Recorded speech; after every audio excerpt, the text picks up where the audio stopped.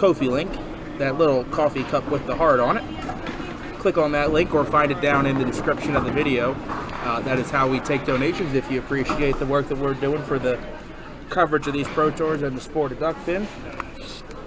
We are very, very close to having enough money to purchase our 4K camera and show duck pin bowling in ultra high definition for the first time ever. Would appreciate it. You guys make that possible, and if a few of you donate, you could be the one to get us there. John DeAntoniis starting off the round of 16. Ugly shot. Light hit, leaves a zigzag. 4, 5, 7, 8.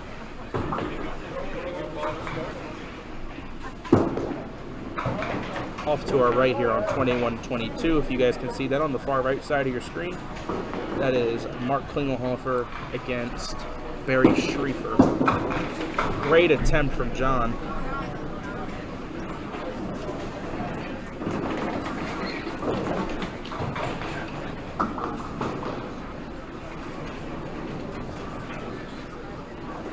Good day.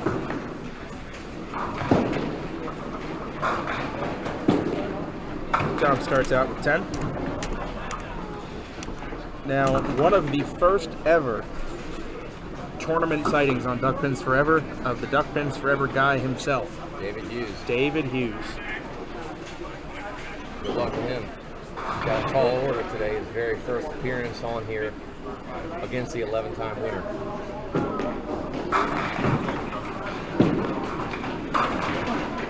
Yeah. No, some first ball jitters. What do you think about that? 7-10 ball. Just unfortunate luck. So no beginner's luck for David. It's be good practice on the corners though, to set him for the rest of the game. Yeah, and looking across from a 10 box, that's not the worst thing ever. Not at all when you're staring down the 7-10. Nice bit at it. Shot it correctly. Clean this up. Make it a 9-frame match.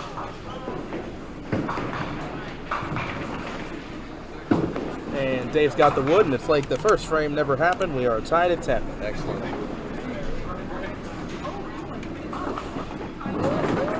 This kind of thing that helps you out early too. Steadies you so you know that you can make both sides of the lane against an opponent that is definitely one that you wouldn't want to see necessarily. Right. But gives you the confidence. I unfortunately had John beat earlier in the division and could not make the spare or the 10 box when I needed it. Oh man. Forced me into a roll-off, and I did not win the roll-off. Right. Oh, dang. I didn't hear that was a tie. Yeah, I tied back-to-back games against Dan McClay and John DeAntoniis and lost them both. Oh, no. That's rough. And then won my 5th game. So I actually did not lose a game. Right. But I lost 2 roll-offs.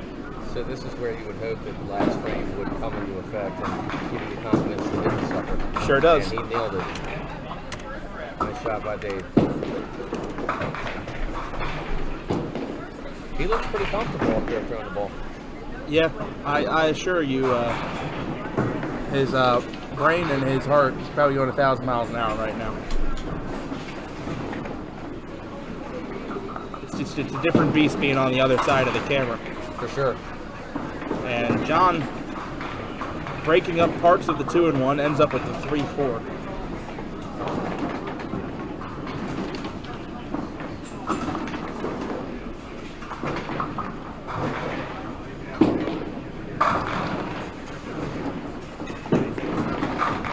Just right next door to John here on 15 and 16. His son Colby going against Jason Malkin. Yeah, they bowled each other the very last game of the divisional round, I think, and Colby beat him. Wow. Well, this is the one that counts the most. Exactly.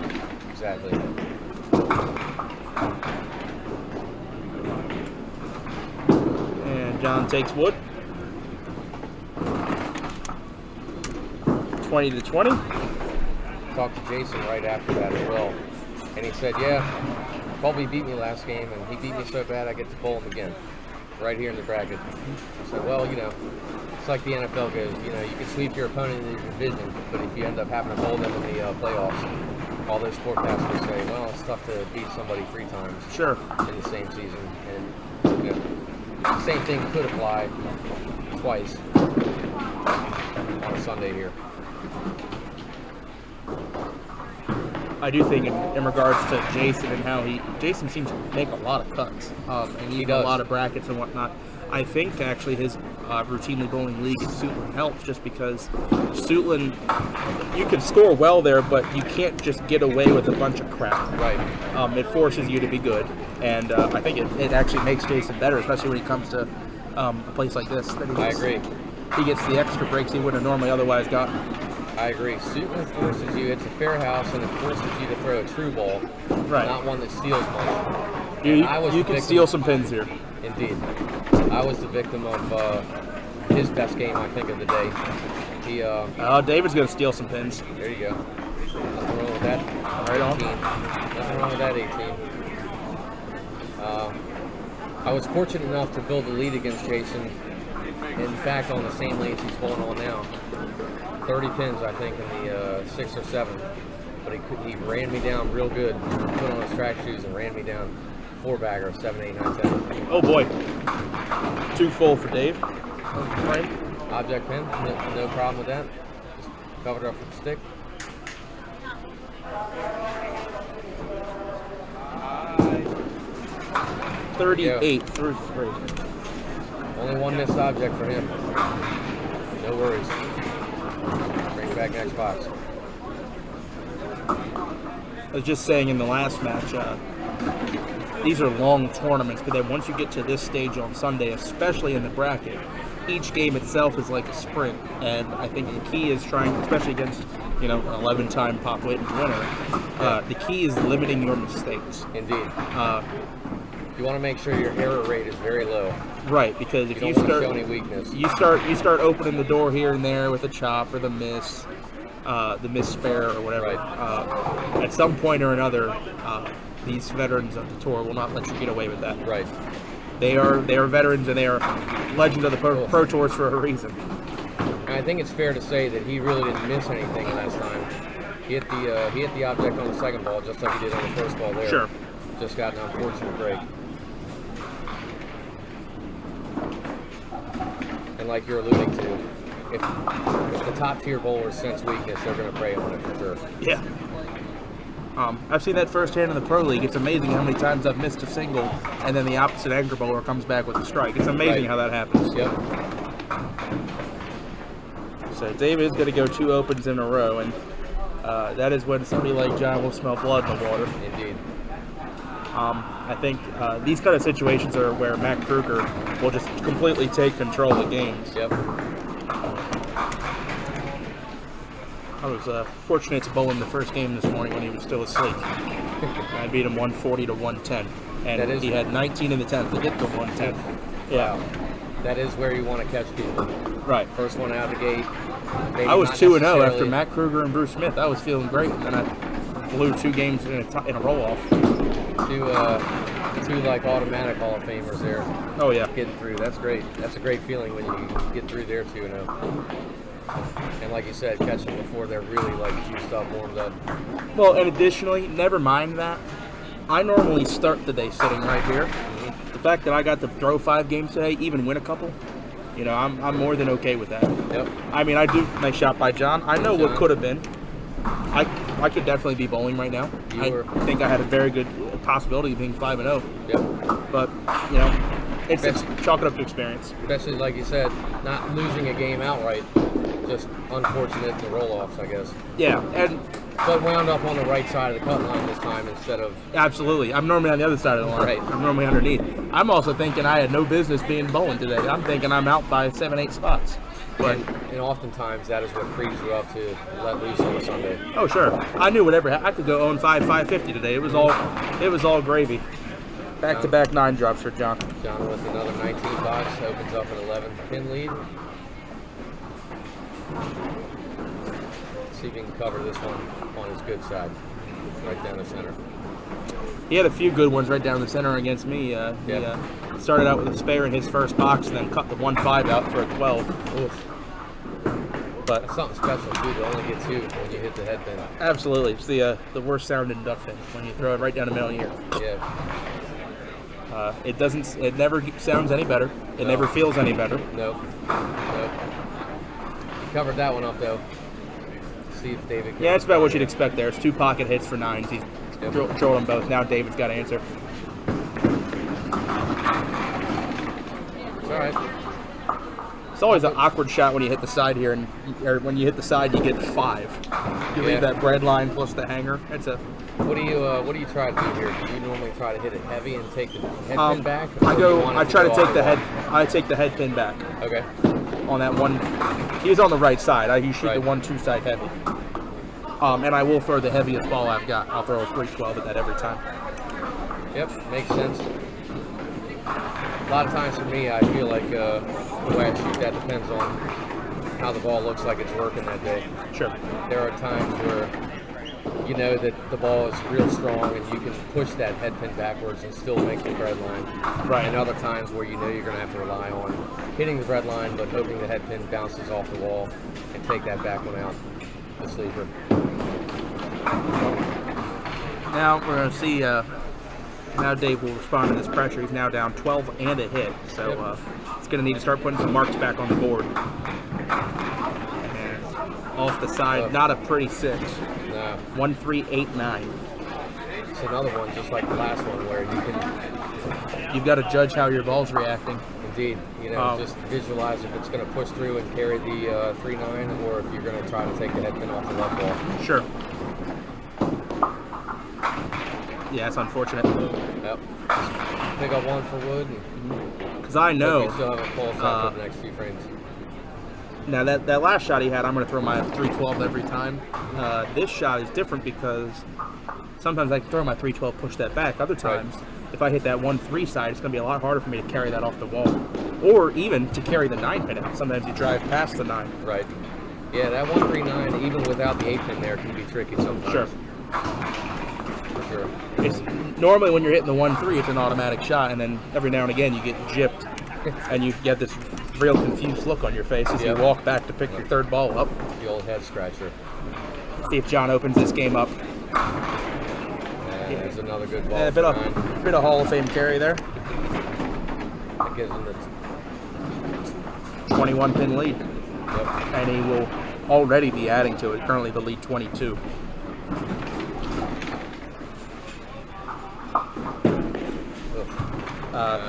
He'll take it through the nose at it. He'd probably say it's a good thing there was a rubber band around. Tell you what, I want to see his body language here. We're going to watch this one on replay. Okay. Yeah, I think he exhaled there a bit. Yep. It's all right. No harm, no foul there. Right. 9-1 again. It's the beauty of a single. It doesn't matter which part of the pin you hit. You just got to hit it. No backdoor nose. You just got to hit the sucker. Knock it over. I don't believe Mark Anastasi was here today, but a great Mark Anastasi quote is that singles are 90% mental. Yeah, I agree with that. I mean, especially something like the 5 pin. Like, you've just blown up the pocket. Of course. All you've got to do is throw the same ball. Right. It's the ability to do that. Right. And there's a 2-1. 30 pin lead for John. A little heavy there, but he's not going to complain about that. It was object pin ball. Like you said, he opened up 30 pins there. 4 frames left in the game. Wow. And when you've got a 30 pin lead, you've got the confidence to go for it. What a shot. Stamp on it and sends it over there. No problem. That is our second in the bracket. Textbook conversion of a 2-1. Look at that. That is pretty as a picture there. Clean as a whistle. Nothing out of the pit, nothing off the wall. Slid it clean. Right. Buddy had one in his 10th box. He was already eliminated against Haley. He said, why not? I'll slide the 2-1. Just showing off. 7th frame for David. All right. Tidal wave. All right. Yeah, that'll relax you a little he's bit. Showing some fight. If he can catch another one here, sort of make this made a little interesting. Mm-hmm. Tidal wave on the 3-6. Yep.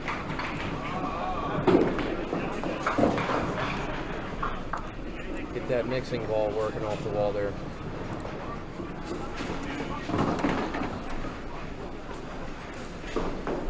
So still 30 right now for John.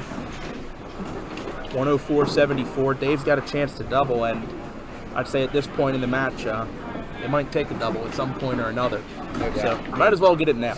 John looks like he's in the flow state right now. You're going to have to conjure up something Give him something to think about. Exactly. 8th frame on lane 17. Work. Good ball. He liked Nice it. Ball. Messenger misses the 5. Can't throw it much better than that. Like we talked about, just throw the same ball, make it. Right.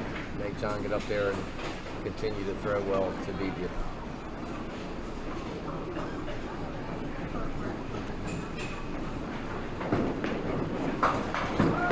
Leaked There he it. goes. Catches it on the right side. Nice shot. Nice shot. So 20 bucks for David. Gives him 94 plus through 8. And well, I wouldn't say that's pressure on John. John knows he's not out of the weeds yet. Sure. Riding 5 spares in a row. Just have to show up a little bit these last couple. Yep. Again, avoid the mistake. Right. Avoid the rip and chase. Avoid the 2 off the side. Just stay confident. Right. Good ball. Breaks it up. I lost to 151 to 136. Good job, Ben. I gave him a run for it. Good showing. John with the 18 there. So That helps his cause for sure. yeah, as little as it is, Dave said they're like, well, I pulled 2 pins back down to 28. Yeah.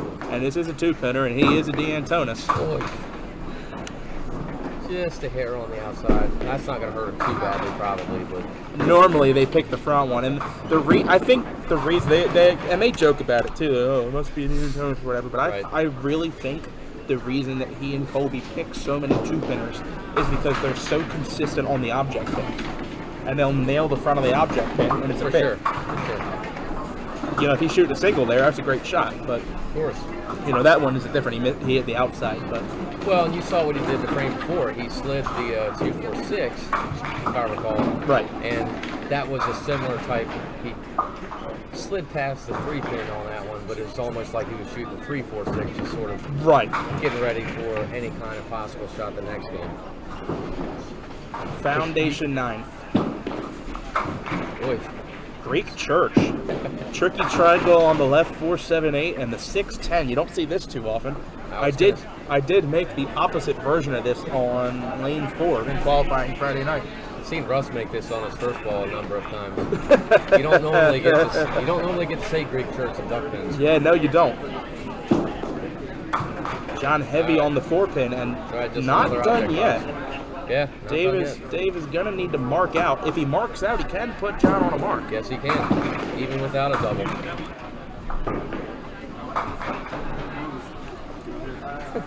So John with the 9 box there gets him to 130 in the 9th. As you said, David can mark out. He can 20 box out for 44, which put John on a mark. Right, so he can still apply the pressure even without a double header. So he's gonna need. He doesn't need exactly 20 box. He's gonna need high count Right. on each of these first balls. Yep. Definitely no opens. Leaked it. And only 6. All right. If he can somehow make this, he can still do the 20 and the 10th, like you said, which would put John on 10 to tie. Yes. So let's hope he throws a good ball right here. just With to that give it a 6 ride. count, this is going to be a must convert. Indeed. Off the wall. Oh, great attempt. Good look at that one. Just off. This is still going to be an important pin. This is still an Right. important pin. Right. But now it does get tougher for Dave. Takes Right. 10 for 110 in the 9th. So Down now- 20, he's looking at a double. Now he can at least throw the triple to put John on 10 to tie. Yeah. Double would scare him a little bit. Yeah, the math is definitely swung in John's favor now. Right. Even every- a double might be enough to make John think a little bit. I mean, Right. you know, a guy of his caliber, no problem, 9 or 10 box normally. Sure. But, you know, Well, that's the thing. Not only do you have to throw the double, you got to put a good count in the 12th frame. right. Right. You know, you cut 4 out the front, it's all the double that's not going to matter. Right. But That's when you would. That's when you would say, I would try to throw the double a little earlier in the game instead of here in the 10th. has to have it. Back door? Come on back. It's not going to be. No, not quite. Still a fine showing by Dave this weekend. Yeah, absolutely. Had a great qualifying score yesterday. Yeah, Made it through his division today. 9-10 for 6. I would say on behalf of both of us, it's been relieving to be able to bowl on a Sunday. Not that we Right. don't enjoy doing this. Of We course, absolutely do. Of course. But to give it a try ourselves, you know. Yep. Nice. Yep. And I'm certainly happy to Nice shot, Dave. give the seat back to him. It's a great cover right there. Just for the camera, throw a strike here just to make John show up. Yeah. Well, you never know. You could foul. If he falls over, his nose might go over the line. Right. All right, make him show up, Dave. Give me a strike here. That's a good pitch. Drifted left. 122. It's tough to conjure it sometimes when you know it's already over. Yeah, it's a strong middle game there from John. 5 marks in a row, 5 spares in a row. That it is. Still a fine showing. Good bowler of the year point ball for him. Yeah. I tell you what, my performance today, I think this is the most bowler of the year points I've ever gotten in a single day. Oh yeah? And I went 3 and 2. Wow. Now see. I mean, John goes off the side for the mixed league single. We call that a nice layup a lot of times. We'll see if he can burst the layup though. Otherwise, it's just a 5 on a par 5. Sure. I will say, you know, some of the houses do have their characteristics. Off the side for the head pin, I'd say could be a definite Parkville characteristic. There you go. I've seen that plenty of times. You want to win it. You want to win a team tournament here. Learn how to leave and make that shot. Right. Let the leakers get that kind of break for you off the side instead of being detrimental. Yeah, this like is the 5 and 6 if you are a spray and pray bowler, this can be a very good house for you. John is just going to run up the score on the fill shot. There he goes. 150 to 122. Just another step in the stairway to the victory for John.